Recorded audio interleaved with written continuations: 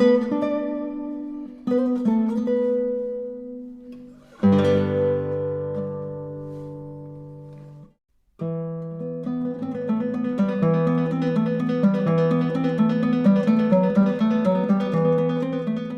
of the things that's distinguished this country's military has been a commitment to human rights and the rule of law. When you start to break from those rules and say there's an exceptional circumstance, the ticking time bomb, then up and down the chain you're going to find people violating those rules.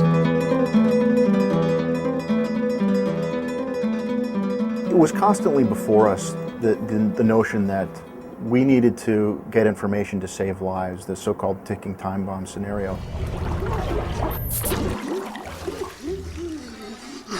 Tell me what you know about the Helix Protocol. Everything became a ticking time bomb scenario.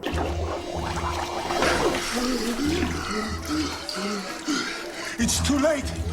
You can't stop this. And so, even if you had a detainee who you had no reason to suspect of being part of an insurgency or even having knowledge of the insurgency, you could imagine that they have information that you want. Most of us who've interrogated for a career are hard-pressed to ever think of a real situation that involved you must get the information, and if you don't succeed in getting the information in a matter of hours, some catastrophic event is going to happen.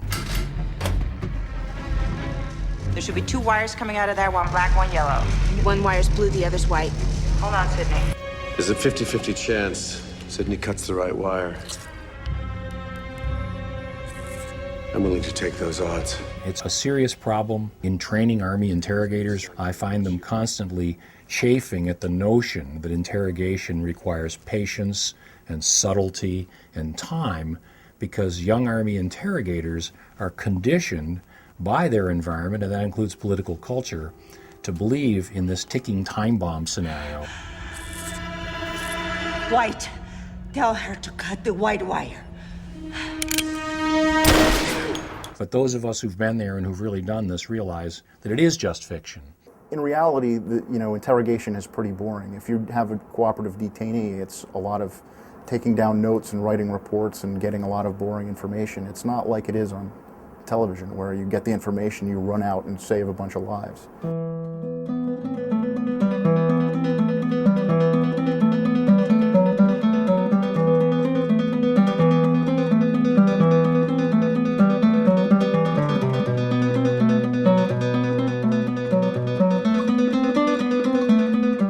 I think interrogators, they wanted to see themselves as these rough, tough action heroes that you see on TV, the kind of interrogator like Kiefer Sutherland.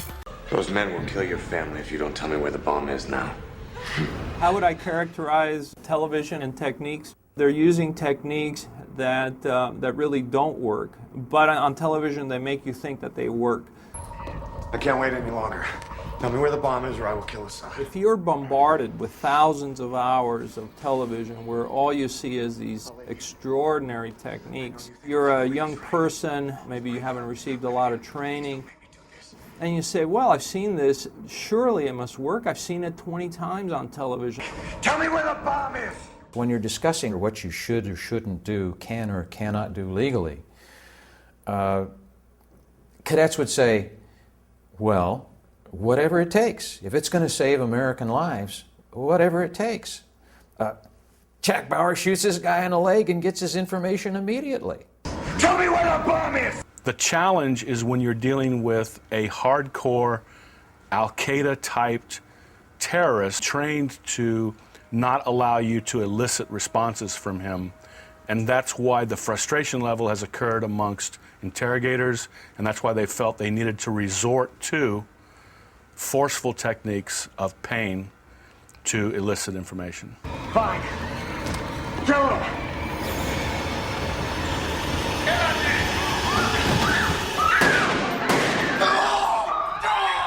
On numerous occasions, there have been interrogations where hard cell interrogation techniques were used against an individual, and that individual held out, and then at a certain point, which looked plausible, then started to spill his guts. You're running out of time. I will tell these men to kill your last son.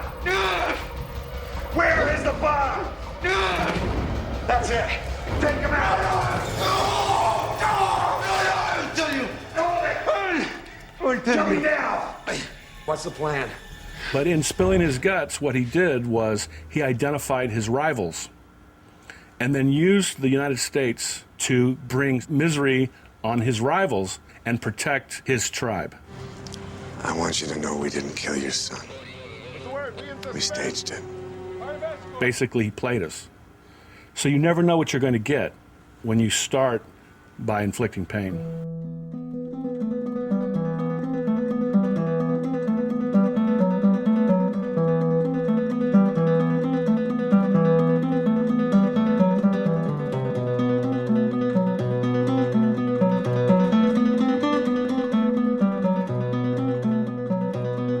Jack Bauer is powerful, he's effective, he's saving America.